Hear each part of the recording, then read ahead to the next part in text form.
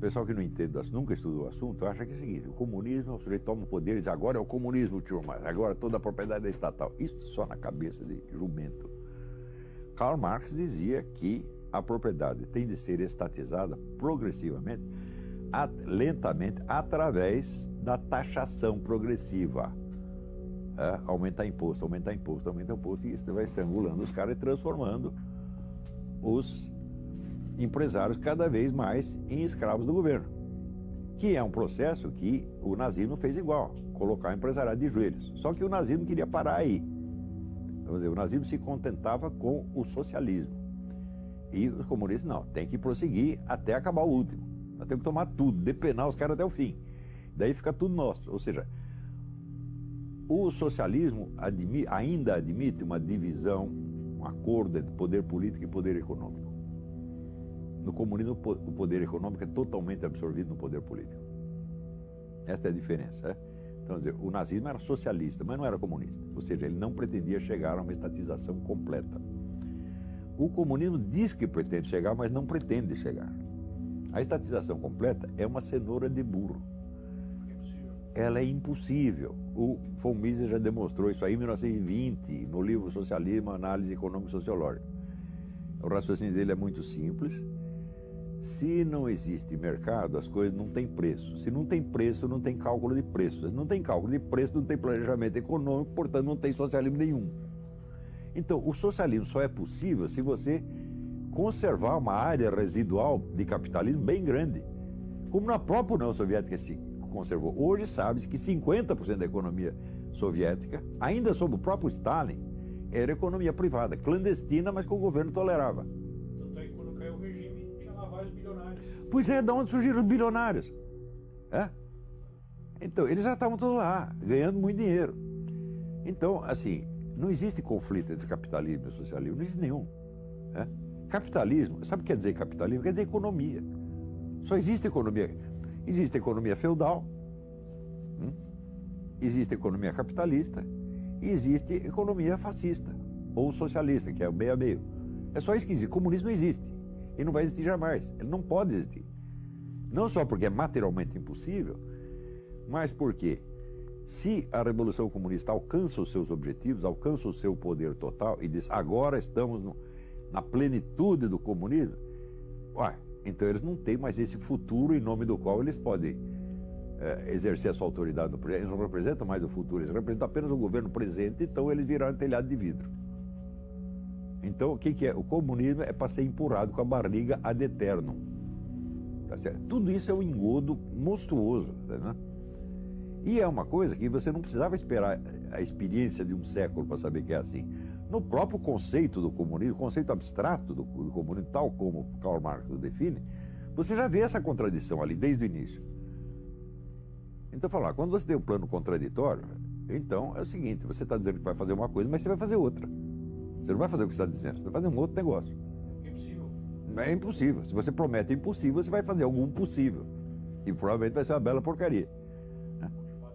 Agora, você vê o seguinte, mentalidade revolucionária não é idêntica com o comunismo. Ela é muito anterior ao comunismo, né? E ela transcende o movimento comunista de uma maneira extraordinária. Isso é um ponto assim que você não perguntou, mas eu vou responder.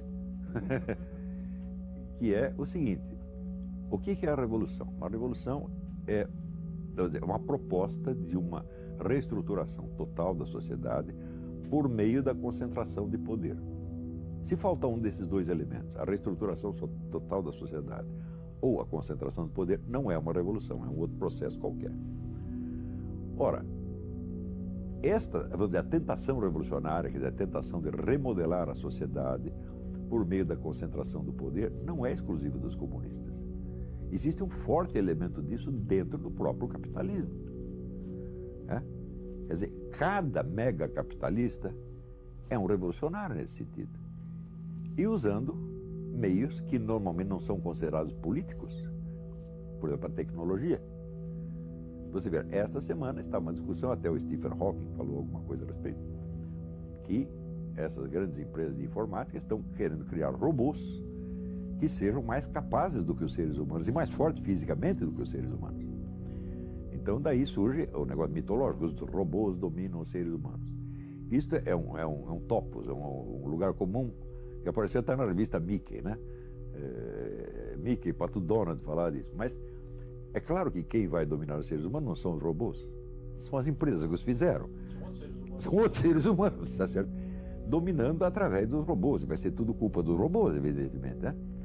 Então, o que é isso? É uma concentração de poder, tá certo? Para remodelar a sociedade totalmente. Agora, o pessoal pensa que o movimento comunista se define por uma ideologia, né? Eu digo que vocês estão loucos.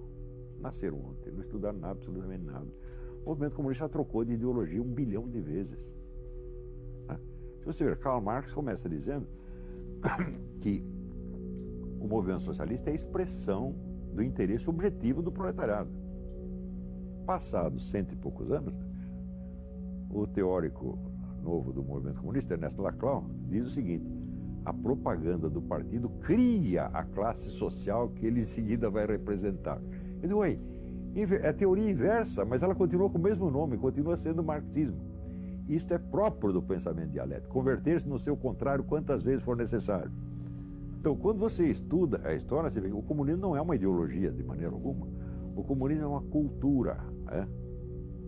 E os laços que prendem o sujeito a uma cultura não são laços intelectuais de uma doutrina a que ele adere, né?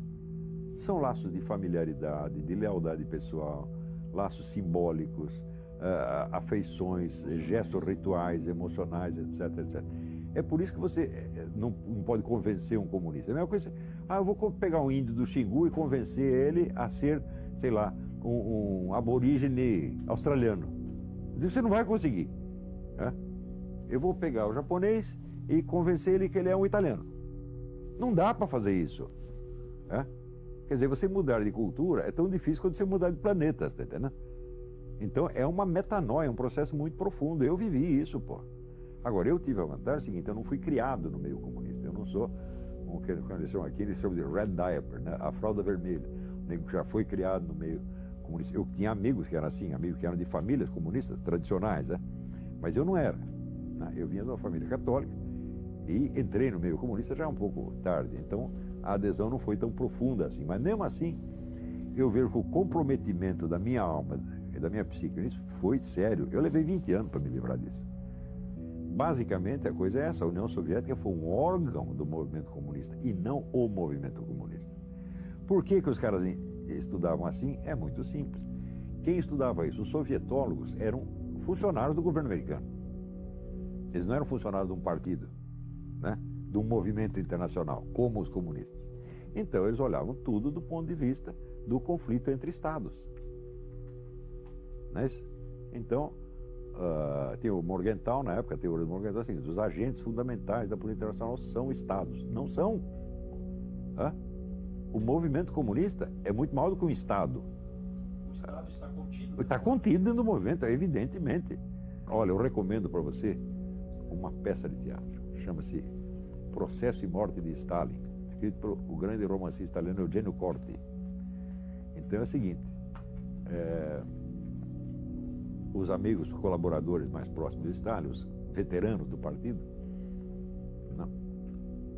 vão um dia até a casa de campo do Stalin com a decisão de matá-lo. Para não aguentamos mais esse cara, ele está matando todos os nossos amigos, vamos dar um jeito nele. E eles chegam lá, eles prendem os guarda-costas do Stalin, encostam o Stalin na parede: agora nós vamos acabar com você. O Stalin diz: companheiro, está doente, você pode matar, mas primeiro vocês vão deixar eu me explicar, vocês vão me interrogar, eu vou responder, fazer um processo. Eles topam. E no curso do processo, o Stalin demonstra por A mais B que tudo o que ele fez de maligno estava rigorosamente de acordo com o marxismo-leninismo. E eles dizem: você tem razão, mas nós vamos matar você assim mesmo. Peça maravilhosa.